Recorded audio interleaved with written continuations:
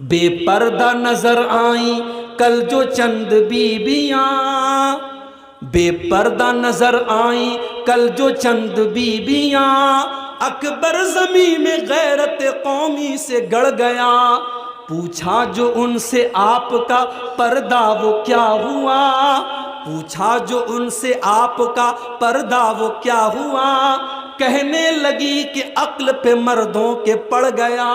یہ مردوں کی عقل پہ پردہ پڑا ہے۔ آج تو شادیوں میں کرسی پر بھی عورتوں سے زیادہ پردے میں تو کرسی رہتی ہے، کرسی بیچاری پوری کورڈ رہتی ہے، اور اس شادی میں آنے والی لڑکیاں اور عورتیں ان کے شریر نظر آتے رہتے ہیں۔ اور یہ شادی کس کی ہوتی ہے؟ مسلمان کی شادی ہوتی ہے میرے بھائی۔ یہ مسلمان ہیں جنہیں دیکھ کے شرمائے یہود، وضع میں تم ہو نصارہ تو تمدن میں ہنود۔ یہ مسلمان ہیں جنہیں دیکھ کے شرمائے یہود۔ مسلمان کی شادی ہو رہی ہے، ناچ گانا بھی ہو رہا ہے، مسلمان کی شادی میں ڈی جے بج رہا ہے، ماشاءاللہ بڑا پکا مسلمان ہے، کیا مجال ہے کہ اس کے اسلام پر کوئی سوال اٹھائے؟ اس کے گھر میں رات بھر ڈی جے چل رہا ہے۔ تیرے نبی نے کبھی بانسری کی آواز کو اپنے کانوں میں جانے نہ دیا، تیرے نبی کے صحابہ نے کبھی میوزک کو اپنے گھر میں آنے نہ دیا، اور تو شادی کے موقع پر رات بھر میوزک بجا رہا ہے اور تو اپنے آپ کو مسلمان کہہ رہا ہے۔ کیا تیرا اسلام صرف تیری مسجد اور تیری نماز تک ہے؟ تیرے شادی بیاہ میں تیرے اسلام سے کوئی مطلب نہیں۔ میں کہتا ہوں علماء پابندی لگا دیں، جس کے گھر میں شادی میں ڈی جے بجے گا، ناچ گانا ہوگا، سارے علماء مل کر کے یہ طے کر لے اس کے گھر میں ہم نکاح نہیں پڑھائیں گے، اس کی شادی میں ہم نہیں جائیں گے۔ لوگوں کے دماغ صحیح ہو جائیں گے، جائیں پڑھائیں، خود اپنا نکاح پڑھائیں۔ علماء منع کرتے ہم ایسی شادیوں میں نہیں جائیں گے۔ شادی ہماری کیسی ہو رہی ہے میرے بھائی؟ ماشاءاللہ باپ کے چہرے پر شرعی داڑھی ہے، ماتھے پر سجدے کا نشان ہے، شادی میں اپنی جوان بیٹی کو لے کے گیا ہے، کار سے نکلا، جوان بیٹی ساڑی پہن کر کے اور گاؤن پہن کر کے نکلی ہے، اس کا پورا آدھا شریر ڈھکا ہے اور آدھا شریر نظر آ رہا ہے، اور سارے لوگ اس کی لڑکی کو دیکھ رہے ہیں، اور باپ کو کوئی فرق نہیں پڑتا ہے۔ صاحب فیشن کا زمانہ ہے، شادی کے موقع پر میری لڑکی تو حور بن کے آئی ہے، میری لڑکی جو چاہے پہنے، کیا فرق پڑتا ہے؟ مجھے بتاؤ، کیا شادی کے موقع پر بے پردگی جائز ہو گئی، بے حیائی جائز ہو گئی؟ میں کہتا ہوں وہ لڑکی جتنی گنہگار ہے، وہ لڑکی جتنی گنہگار ہے، اس لڑکی کا جوان باپ اور اس لڑکی کی ماں، اس جوان لڑکی کا باپ اور اس لڑکی کی ماں جس نے اس کو وہ کپڑا لا کے دیا ہے اور وہ کپڑا پہنایا ہے، اور وہ کپڑا پہن کر کے اپنے شریر کا پردرشن کر کے جب وہ لڑکی شادی میں گئی ہے، تو باپ بھی برابر گنہگار ہوگا، ماں بھی برابر گنہگار ہوگی۔ اللہ کے نبی فرماتے ہیں ثلاث لا ينظر اللہ عز وجل الیہم یوم القیامہ، تین لوگ ایسے ہیں کہ قیامت کے دن اللہ تعالیٰ نہ تو ان کی طرف دیکھے گا، نہ ان سے بات چیت کرے گا، نہ ان کو گناہوں سے پاک و صاف کرے گا۔ تین لوگ بڑے بد نصیب لوگ ہوں گے۔ نمبر ایک، العاق لوالدیہ، اپنے ماں باپ کو ستانے والا، اپنے ماں باپ کو تکلیف پہنچانے والا، اپنے ماں باپ سے رشتہ توڑنے والا۔ نمبر دو، والمرأة المترجلہ، مردوں کی نقل کرنے والی، مردوں کی کاپی کرنے والی عورت۔ اور نمبر تین، الدیوس الذی یقر فی اہلہ الخبث، وہ دیوس آدمی، وہ بے غیرت آدمی، وہ بے شرم آدمی جس کے گھر کی بہو بیٹی بے حیائی کا کام کرے اور اس کو کوئی فرق نہ پڑے۔ میرے بھائی، مردوں کے وہ اکبر الہ آبادی کا شعر ہے نا، بے پردہ نظر آئیں کل جو چند بیویاں، بے پردہ نظر آئیں کل جو چند بیویاں، اکبر زمین میں غیرت قومی سے گڑ گیا، پوچھا جو ان سے آپ کا پردہ وہ کیا ہوا، پوچھا جو ان سے آپ کا پردہ وہ کیا ہوا، کہنے لگی کہ عقل پہ مردوں کے پڑ گیا۔ یہ مردوں کی عقل پہ پردہ پڑا ہے۔ آج تو شادیوں میں کرسی پر بھی عورتوں سے زیادہ پردے میں تو کرسی رہتی ہے، کرسی بیچاری پوری کورڈ رہتی ہے، اور اس شادی میں آنے والی لڑکیاں اور عورتیں ان کے شریر نظر آتے رہتے ہیں۔ اور یہ شادی کس کی ہوتی ہے؟ مسلمان کی شادی ہوتی ہے۔ میرے بھائیوں، آج اگر ہم پر اللہ کا عذاب آ رہا ہے، ہم پر مصیبتیں آ رہی ہیں اور ظالم آج ہم پر حکمراں بنے ہوئے ہیں، تو اس کی کہیں نہ کہیں وجہ ہماری بدعمالیاں ہیں۔ اور علامہ اقبال کا بڑا سچا شعر ہے، وَضَا میں تم ہو نصارہ تو تمدن میں ہنود، یہ مسلمان ہیں جنہیں دیکھ کے شرمائے جو۔ تو اللہ کے نبی سے پوچھا گیا کہ سب سے بڑا گناہ کون سا گناہ ہے؟ آپ نے فرمایا ان تجعل للہ ندا وہو خلقک، سب سے بڑا گناہ یہ ہے کہ تم اللہ کے برابر کسی کو ٹھہراؤ۔ پھر پوچھا گیا اللہ کے نبی اس کے بعد سب سے بڑا گناہ کیا ہے؟ آپ نے فرمایا ان تقتل ولدک خشیۃ ان یطعم معک، دوسرا سب سے بڑا گناہ یہ ہے کہ تم اپنے بچوں کو قتل کرو اس ڈر سے کہ وہ بچہ تمہارے ساتھ کھائے گا۔ اپنی اولاد کو قتل کرو، اپنی اولاد کو مار ڈالو اس ڈر سے کہ اولاد کو کھلانا پڑے گا۔ 1400 سال پہلے لوگ بیٹیوں کو زندہ زمین میں گاڑ دیا کرتے تھے، اور آج بھی بیٹیوں کو ماں کے پیٹ میں مار دیا جاتا ہے۔ ہمارے پاس ایسے بھی لوگوں کا فون آتا ہے، مولوی صاحب میرا میڈیکل اسٹور ہے، میں دوا کا کاروبار کرتا ہوں، میں دوا بیچتا ہوں، میرے پاس لوگ آتے ہیں اور کہتے ہیں کہ ہمیں وہ دوا دے دو جس سے ماں کے پیٹ میں بچہ گرا دیا جائے، ایبارشن ہو جائے اور حمل ساقط ہو جائے، پریگننسی ختم ہو جائے۔ مولوی صاحب ہم تو میڈیکل اسٹور کا کام کرتے ہیں، ہم تو دوا کو بیچنے کا کام کرتے ہیں، اگر وہ دوا ہم دیتے ہیں تو کیا ہم کو گناہ پڑے گا؟ میں نے کہا بالکل گناہ پڑے گا، اس لیے کہ قرآن کہتا ہے تعاونوا علی البر والتقوی ولا تعاونوا علی الاثم والعدوان۔ قرآن کہتا ہے گناہ کے کام میں اور غلط کام میں ایک دوسرے کا سپورٹ مت کرو۔ اگر آپ دوا کا کاروبار کرتے ہیں اور آپ وہ دوا بیچتے ہیں جس سے ماں کے پیٹ میں حمل ساقط ہوتا ہے، اس بچے کے قتل میں آپ بھی بھاگیدار بن جائیں گے، اس میں آپ بھی شریک ہو جائیں گے۔ میں نے کہا قطعی ایسا کام مت کیجیے اور مت بیچیے۔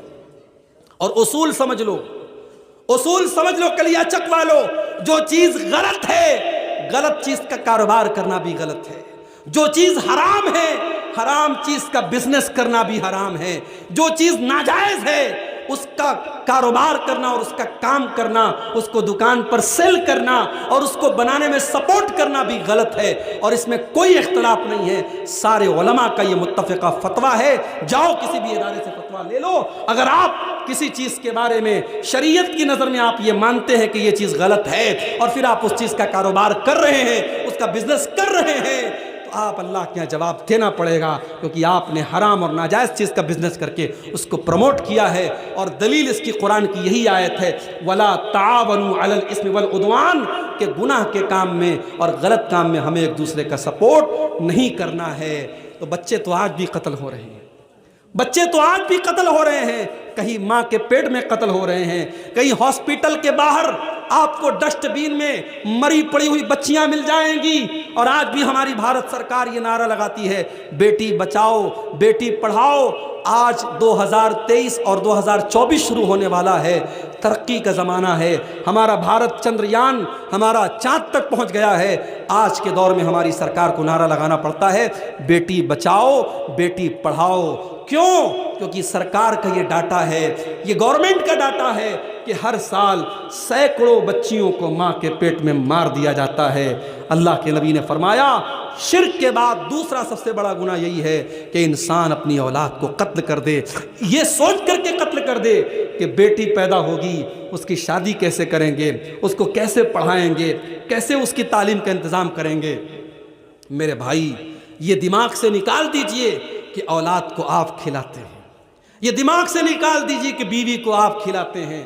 کبھی غور کرنا، جب شادی نہیں ہوئی تھی تب کتنا کماتے تھے، شادی کے بعد کتنا کما رہے ہو، اور بچے ہونے کے بعد کتنا کما رہے ہو۔ جب بیوی آتی ہے شادی کے بعد اس کے مقدر کی روزی بھی اللہ تم کو دیتا ہے، اور جب بچہ گھر میں آتا ہے اس کا مقدر بھی اللہ آپ کو دیتا ہے۔ کبھی یہ مت سمجھو کہ اپنے بچوں کو ہم کھلاتے ہیں، ہم اور آپ نہیں کھلاتے، اللہ کھلاتا ہے۔ یہ الگ بات ہے، کسی کی مہینے کی آمدنی 10 لاکھ روپیے ہے، کسی کی 10,000 روپیے ہے، اور کوئی بیچارہ بڑی مشکل سے اپنا گزر بسر کر رہا ہے، مگر اللہ تعالیٰ سب کو کھلا رہا ہے، سب کو پلا رہا ہے۔ اولاد کو قتل مت کرو میرے بھائی، اولاد کی ہتیا کرنا یہ بہت بڑا پاپ ہے۔ پھر پوچھا گیا اللہ کے نبی اس کے بعد تیسرا سب سے بڑا گناہ کیا ہے؟ آپ نے فرمایا ان تزانی حلیلۃ جارک، اپنے پڑوسی کی بیوی کے ساتھ زنا کرنا۔ زنا تو کسی کے ساتھ بھی حرام ہے، لیکن پڑوسی کی بیوی کا نام کیوں لیا اللہ کے نبی نے؟ کیونکہ پڑوسی پر پڑوسی وشواس کرتا ہے، پڑوسی پر پڑوسی بھروسہ کرتا ہے، پڑوسی گھر کو بند کر کے جاتا ہے تو پڑوسی سے بول کے جاتا ہے میرے گھر کی رکشا کرنا، میرے گھر کی حفاظت کرنا۔ پڑوسی کا بڑا حق ہوتا ہے میرے بھائی، اگر پڑوسی کی بیوی کے ساتھ اور پڑوسی کی بیٹی کے ساتھ اور پڑوسی کی بہن کے ساتھ اگر کوئی زنا کر رہا ہے تو یہ گناہ پر گناہ ہے، یہ بہت بڑا گناہ ہے۔ اللہ کے نبی نے اس کو تیسرا سب سے بڑا گناہ قرار دیا ہے۔ آج جو حالات میرے سامنے ہیں میرے بھائی، جو حالات ہم دیکھ رہے ہیں، آج معاشرے میں شادی کو بہت مشکل بنا دیا گیا۔ آپ کے اسی کلیا چک کے علاقے میں جہاں الحمدللہ اہل حدیثوں کی بہت بڑی بستی ہے، پورا علاقہ اہل حدیثوں کا علاقہ ہے، جمعہ کی نماز میں آ جاؤ 2,000 2,500 نمازی بھرے رہتے، اتنی بڑی بڑی مسجدیں ہیں آپ کے علاقے میں۔ لیکن اس علاقے میں جب ہم آتے ہیں اور لوگ کہتے ہیں مولوی صاحب ہمارے یہاں لین دین بہت چلتا ہے، شادی میں تھوڑا بول دیجئے گا، بڑی ڈیمانڈ کی جاتی ہے، تھوڑا اس پر بھی بول دیجئے گا۔ میں نے پوچھا غریب باپ اپنی لڑکی کی شادی کیسے کرتا ہے؟ تو کسی نے کہا مولوی صاحب غریب آدمی یا تو بینک سے لون لیتا ہے یا گھر بیچ دیتا ہے۔ میرے بھائیوں آج ہم نے بیٹیوں کو اتنا بڑا بوجھ بنا دیا کہ بیٹی کی شادی کرنے کے لیے باپ کو اپنا گھر بیچنا پڑتا ہے اور باپ کو بیاج پر بینک سے لون لینا پڑتا ہے۔ پوری اسلامی تاریخ میں اور پورے اتہاس میں بیٹی اتنی بوجھ نہیں بنی تھی جتنا بڑا بوجھ آج ہم نے بیٹی کو بنا دیا ہے۔ آج کتنی غریب بیٹیاں ہیں، باپ بیچارہ پریشان ہے، میری آمدنی نہیں ہے، میری کمائی نہیں ہے، بیٹی جوان ہو رہی ہے، 25 سال کی ہو رہی ہے، 30 سال کی ہو رہی ہے، بیٹی کی شادی کیسے کروں؟ آج کتنے باپ ہیں جو بیچارے وقت کے پہلے بوڑھے ہو رہے ہیں، بال ان کے سفید ہو رہے ہیں، چہرے پر جھریاں پڑ گئی ہیں، بیٹی کی جوانی نے ان کی چنتا کی لکیروں کو بڑھا دیا ہے۔ میرے بھائیو اللہ کے واسطے ہوش کے ناخن لو، اللہ کے واسطے ہوش کے ناخن لو۔ اور میں بڑے دل کے درد کے ساتھ یہ بات کہہ رہا ہوں، اہل حدیث صرف زور سے آمین بولنے کا نام نہیں ہے، صرف سینے پر ہاتھ باندھنے کا نام اہل حدیث نہیں ہے، صرف رفع یدین کرنے کا نام اہل حدیث نہیں ہے، صرف چند نماز کے طریقے میں بدلاؤ کا نام اہل حدیث نہیں ہے۔ اہل حدیث کہتے اس انسان کو جو مکمل اسلام کو فالو کرتا ہے، جو قرآن و حدیث پر چلتا ہے۔ اگر آپ کی نماز قرآن و حدیث والی ہے تو آپ کا شادی بیاہ کا سسٹم بھی قرآن و حدیث والا ہونا چاہیے۔ اگر آپ اپنے بیٹے کی شادی میں ڈیمانڈ کر رہے ہیں تو آپ کو اعلان کر دینا چاہیے کہ میں انٹرنیشنل بھکاری ہوں، میں کوئی اہل حدیث وہل حدیث نہیں ہوں، میں تو بھکاری ہوں، بیٹے کے لیے بھیک مانگ رہا ہوں۔ بڑے انداز سے اور بڑے اسٹائل سے آج لوگ بھیک مانگتے ہیں جہیز کے نام پر۔ میرے بھائیوں میں اپنے نوجوانوں سے کہنا چاہوں گا کہ اگر تمہیں اپنے بازوؤں پر ہمت ہے اور اپنے بازوؤں پر بھروسہ ہے تو اتنا گٹس پیدا کرو، اپنے باپ سے جا کے کہہ دو، اپنی ماں سے جا کے کہہ دو کہ میں ایک معمولی چٹائی پر لیٹ جاؤں گا مگر مجھے اپنے سسرال سے ملنے والے بیڈ کا انتظار نہیں کرنا ہے، میں گھڑے کا ٹھنڈا پانی پی لوں گا، مجھے سسرال سے ملنے والی فریز کا انتظار نہیں ہے، میری بیوی اپنے ہاتھوں سے کپڑا دھل لے گی، مجھے سسرال کی واشنگ مشین کا انتظار نہیں ہے، میں اپنے بیٹی کے باپ کو میں جہیز کے نام پر کوئی اس کے اوپر بوجھ نہیں ڈالوں گا۔ آج میرے بھائیوں ان ڈیمانڈوں کی وجہ سے بیٹی بوجھ ہو رہی ہے۔ نکاح کو آسان کرو میرے بھائی، نکاح کو آسان کرو، ورنہ آج ابھی نیوز آئی ہے یو پی کے اندر سے، مدرسے میں پڑھنے والی لڑکی اسلام چھوڑ کر کے دوسرے مذہب میں داخل ہو چکی ہے، مرتد ہو چکی ہے۔ یہ اتر پردیش کی نیوز ہے۔ آج اتر پردیش سے لے کر بنگال تک کتنی مسلمان لڑکیاں ہیں جو اسلام کو چھوڑ رہی ہیں، مرتد ہو رہی ہیں، دین اسلام کو چھوڑ کر کے دوسرے مذہب میں داخل ہو رہی ہیں۔ یہ رونے کا مقام ہے میرے بھائی۔ اسلام کوئی ایسا دین تو نہیں ہے، یہ تو اللہ کا دین ہے۔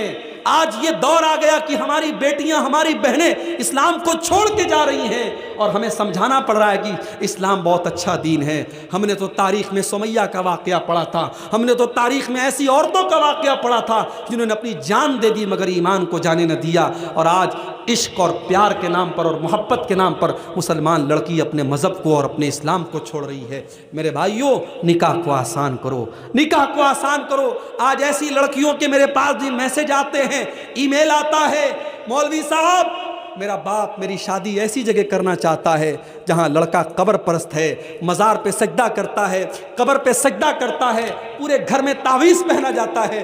مولوی صاحب میں ایسے گھر میں شادی نہیں کرنا چاہتی ہوں، میں نے اپنے باپ سے کہا کہ میری شادی فلاں کے ساتھ کر دیجئے، وہ لڑکا نیک ہے، دیندار ہے اور قرآن و حدیث پر چلنے والا ہے، لیکن میرا باپ تیار نہیں ہے۔ کان کھول کر کے سن لو، اگر لڑکی کی شادی اس کے ولی کی اجازت کے بغیر جائز نہیں ہے تو لڑکی کی شادی زبردستی کرنا بھی جائز نہیں ہے۔ زبردستی اگر آپ اپنی لڑکی کی شادی اس کی مرضی کے بغیر غلط جگہ کر رہے ہیں تو یہ بھی جائز نہیں ہے۔ لڑکی کی اجازت بھی ضروری ہے۔ اگر لڑکی کی شادی میں اس کے گارجین کا تیار ہونا اور اس کے ولی کا راضی ہونا ضروری ہے تو لڑکی کی رضامندی بھی ضروری ہے۔ آپ زبردستی اگر لڑکی کی شادی کرتے ہیں تو اسلام کی نظر میں یہ نکاح بھی ویلڈ نہیں ہے، صحیح نہیں ہے۔ اس لیے میرے بھائی تھوڑے سے اس معاملے میں سمجھداری سے کام لیجئے۔ اگر لڑکی کسی لڑکے کے ساتھ شادی کرنے کو بول رہی ہے یا لڑکا کسی لڑکی کے ساتھ شادی کرنے کو بول رہا ہے اور وہ رشتہ صحیح ہے، دین کے اعتبار سے کوئی خرابی نہیں ہے، تو ماں باپ ضد نہ کریں اور نکاح کر دیں تاکہ آئندہ زندگی میں وہ لڑکا یا لڑکی کوئی ایسا قدم نہ اٹھائے جس سے پورے خاندان کی عزت پر دھبا لگے۔ اس معاملے میں ہمیں سمجھداری سے کام لینا پڑے گا۔ اللہ کے پیارے نبی فرماتے ہیں اذا خطب الیکم ممن ترضون دینہ وخلقہ، جب تمہاری لڑکیوں کے لیے ایسا رشتہ آئے، لڑکا دیندار ہے اور لڑکا اچھے اخلاق والا ہے، فزوجوہ، تو تم اپنی لڑکیوں کی شادی ایسے لڑکوں سے کر دو۔ اگر ایسا نہیں کرو گے تکن فتنۃ فی الارض وفساد عریض، تو زمین کے اندر فساد پھیلے گا اور فتنہ پھیلے گا۔ تو میرے بھائیو اگر ہمیں زناکاری کو روکنا ہے تو ہمیں نکاح کو آسان کرنا پڑے گا۔ اور آگے بڑھیے، اللہ کے نبی فرماتے ہیں اجتنبوا السبع الموبقات، 7 ہلاک کر دینے والے گناہوں سے بچو۔ صحابہ نے پوچھا ہے اللہ کے نبی کون سے 7 ہلاک کر دینے والے گناہ ہیں؟ آپ نے فرمایا الشرک باللہ، سب سے بڑا گناہ تو اللہ کے ساتھ شرک کرنا ہے جو اللہ معاف نہیں کرے گا۔ اگر شرک کی حالت میں انسان مر گیا تو اللہ کیا اس کو جنت ملنے والی نہیں ہے؟ الشرک باللہ، سب سے بڑا گناہ شرک کرنا۔ نمبر 2 والسحر، جادو کرنا۔ آج جادو بھی ہو رہا ہے، آج جادو بھی ہو رہا ہے۔ آج ایک دوسرے سے حسد اور جلن میں لوگ ایک دوسرے کے اوپر جادو بھی کروا رہے ہیں، عورتیں بھی جادو کروا رہی ہیں، مرد بھی جادو کروا رہے ہیں۔ جادو کرنا کرانا حرام ہے۔ اللہ کے نبی کہتے ہیں ہلاک کر دینے والا دوسرا بڑا گناہ جادو کرنا۔ تیسرا گناہ وقتل النفس التي حرم اللہ الا بالحق، اور کسی نردوش کی ہتیا کرنا، کسی بے گناہ کا قتل کرنا، کسی بے گناہ کو قتل کر دینا اور کسی بے گناہ کو مار ڈالنا، یہ تیسرا بڑا گناہ ہے۔ نمبر 4 وَأَكْلُ الرِّبَا، سود کھانا، بیاج کھانا، انٹرسٹ کھانا اور انٹرسٹ پر لوگوں کو قرضہ دینا۔ 1 لاکھ دے کر کے 1,02,000 لینا، 1,05,000 لینا۔ سود اور بیاج کی جتنی شکلیں ہیں کان کھول کر کے سن لو، اللہ کے نبی فرما رہے ہیں وَأَكْلُ الرِّبَا، سود اور بیاج کھانا یہ بھی ہلاک کر دینے والا گناہ ہے۔ آج کتنے مسلمان ہیں جو سود اور بیاج کا لین دین کر رہے ہیں؟ اور سود کی جب بات آئی ہے تو یہ بھی سن لو کہ جس طریقے سے سود کا کھانا حرام ہے اور سود کا لینا حرام ہے، ویسے ہی سود اور بیاج کا دینا حرام ہے۔ آج بندھن بینک کے نام پر اور بندھن لون کے نام پر آج گھر گھر عورتوں کے نام پہ لوگ لون لے رہے ہیں اور بیاج پر پیسہ لے رہے ہیں۔ یاد رکھو اللہ کے نبی نے بیاج کھانے والے، بیاج کھلانے والے، بیاج کو لکھنے والے، بیاج کی گواہی دینے والے سب پر اللہ کے نبی نے لعنت کی اور آپ نے فرمایا سب برابر ہیں۔ اس لیے بیاج کے کھانے کھلانے والے کان کھول کر کے سن لے، ہلاک کر دینے والے گناہوں میں چوتھا گناہ اللہ کے نبی نے فرمایا وَأَكْلُ الرِّبَا، سود کھانا۔ نمبر 5 وَأَكْلُ مَالِ الْيَتِيمِ، اور یتیم کا مال کھانا یہ بھی بہت بڑا گناہ ہے۔ جو بچہ یتیم ہو گیا، جو بچہ اناتھ ہو گیا، جس کا باپ مر گیا، اس کو تو سہارے کی ضرورت ہے۔ ہو سکے تو اس کے کام آ جاؤ، ہو سکے تو اس کی مدد کر دو، ہو سکے تو اس کا سہارا بن جاؤ۔ لیکن کچھ بڑے بے رحم لوگ ہوتے ہیں جو یتیم کا مال بھی ہڑپ جاتے ہیں۔ کان کھول کر کے ایسے لوگ سن لیں، یتیم کا مال کھانے والا اپنے پیٹ میں جہنم کی آگ بھر رہا ہے۔ اللہ نے فرمایا ان الذین یأکلون اموال الیتامی ظلما انما یأکلون فی بطونہم نارا، جو لوگ یتیم کا مال کھاتے ہیں وہ اپنے پیٹ میں جہنم کی آگ بھر رہے ہیں۔ یتیم کا مال کھانے والا جہنم کی آگ بھر رہا ہے۔ اور اگلی چیز فرمایا وَالتَّوَلِّي يَوْمَ الزَّحْفِ، اور جنگ کے میدان میں پیٹ پھیر کے بھاگ جانا۔ جنگ کے میدان میں جو پیٹ پھیر کے بھاگ جائے وہ بہت بڑا گناہ کر رہا ہے، ہلاک کر دینے والا گناہ کر رہا ہے۔ اور ساتواں گناہ وَقَذْفُ الْمُحْصَنَاتِ الْغَافِلَاتِ الْمُؤْمِنَاتِ، پاک دامن عورت پر، شریف عورت پر زنا کی تہمت لگانا، کسی پاک دامن عورت کے اوپر غلط کام کرنے کا آروپ لگانا اور اس پر زنا کی تہمت لگانا، یہ بھی بہت بڑا گناہ ہے اور ہلاک کر دینے والا گناہ ہے۔ اور آگے بڑھیے، رشوت کا لین دین بھی بہت زیادہ ہو رہا ہے۔ رشوت لینے والا اور رشوت دینے والا دونوں پر اللہ کے نبی لعنت فرماتے ہیں۔ فرمایا لعن اللہ الراشی والمرتشی، رشوت لینے والے کے اوپر بھی اللہ کی لعنت ہو اور رشوت دینے والے کے اوپر بھی اللہ کی لعنت ہو۔ کسی کا حق مارنے والا، کسی کی زمین جائیداد کو کھا جانے والا، یہ بھی بہت بڑا گنہگار ہے۔ اللہ کے نبی فرماتے ہیں لَتُعَدُّنَّ الْحُقُوقَ إِلَىٰ أَهْلِهَا يَوْمَ الْقِيَامَةِ، او لوگو تم نے دنیا میں کسی کا حق اگر لے لیا ہے تو اس کا حق دے دو، ورنہ قیامت کے دن تم کو دینا پڑے گا۔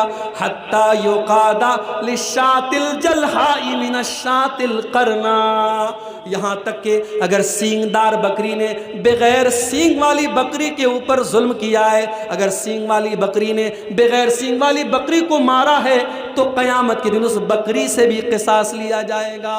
کسی کی زمین اور جائیداد کو اگر ہڑپ لیا کسی نے تو اللہ کے نبی فرماتے ہیں انما اقطع له قطعة من النار، کسی کی زمین و جائیداد کو ہڑپنے والا اور ناجائز قبضہ کرنے والا وہ جہنم کی آگ کا ٹکڑا لے رہا ہے۔ وہ یہ نہ سمجھے میں زمین لے رہا ہوں، میں جائیداد لے رہا ہوں، میں پراپرٹی لے رہا ہوں، وہ جہنم کی آگ کا ٹکڑا لے رہا ہے۔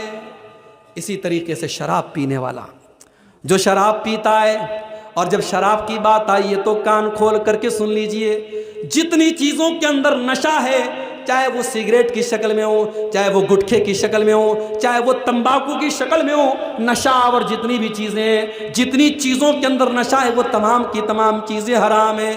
اللہ کے نبی نے شراب کا بھی نام لیا، لیکن اللہ کے نبی نے دوسری حدیث میں فرمایا ما اسکر کثیرہ فقلیلہ حرام، جو چیز زیادہ کھانے سے نشہ ہوتا ہے وہ تھوڑا سا کھانا بھی حرام ہے۔ اور دوسری حدیث میں اللہ کے نبی نے فرمایا کل مسکر خمر، ہر نشہ والی چیز شراب ہے۔ جس چیز کے اندر نشہ ہوتا ہے، چاہے وہ ڈرگس کی شکل میں ہو، چاہے وہ ہیروئن کی شکل میں ہو، چاہے وہ چرس اور گانجے اور افیم کی شکل میں ہو، جس چیز کے اندر نشہ پیدا ہوتا ہے اس کا وہی حکم ہے جو شراب کا حکم ہے۔ کل مسکر خمر وکل خمر حرام، ہر نشہ والی چیز شراب ہے اور ہر شراب حرام ہے۔ جو شراب پیتا ہے، اللہ کے نبی نے فرمایا من شرب الخمر، جو شراب پیتا ہے قیامت کے دن اسے جہنمیوں کے پیپ اور مواد کو پلایا جائے گا، اور شراب پینے والے کی 40 دن تک کی نماز قبول نہیں ہوتی۔ اسی طریقے سے میرے بھائیوں، نماز چھوڑنا بھی بہت بڑا گناہ ہے۔ جو لوگ نماز نہیں پڑھتے، عبدالغفار صاحب کی تقریر بڑے شوق سے سنتے ہیں، میں آتا ہوں کلیا چک میں، بہت سارے لوگ کہتے ہیں شیخ صاحب پہلی مرتبہ آپ کو ڈائریکٹ سن رہا ہوں، ابھی تک موبائل پر سنتا تھا۔ بڑی محبت کرتے ہیں آپ، بڑے شوق سے علماء کی تقریروں کو سن رہے ہیں، مگر پتہ چلا کہ نماز کی پابندی نہیں کرتے ہیں۔ میرے بھائی، یہ علماء کی محبت آپ کو کام نہ دے گی، یہ یوٹیوب پر 3 گھنٹے تقریریں سننا آپ کو کام نہ دے گا اگر آپ نے نماز کی پابندی نہ کی۔ اس لیے کہ نماز چھوڑنے والا، نماز کو برباد کرنے والا اور نماز میں لاپرواہی کرنے والا کون ہے؟ اللہ نے فرمایا قرآن کے 16ویں پارے میں فَخَلَفَ مِن بَعْدِهِمْ خَلْفٌ أَضَاعُوا الصَّلَاةَ وَاتَّبَعُوا الشَّهَوَاتِ فَسَوْفَ يَلْقَوْنَ غَيًّا، نماز کو برباد کرنے والے وہ لوگ ہیں جو نالائق لوگ ہیں، جہنم میں جانے والے لوگ ہیں، وہ نماز کو برباد کرتے ہیں۔ میرے بھائی، جس نبی سے ہم محبت کرتے ہیں، جس نبی کا ہم کلمہ پڑھتے ہیں، اس نبی کو نماز سے بڑی محبت تھی۔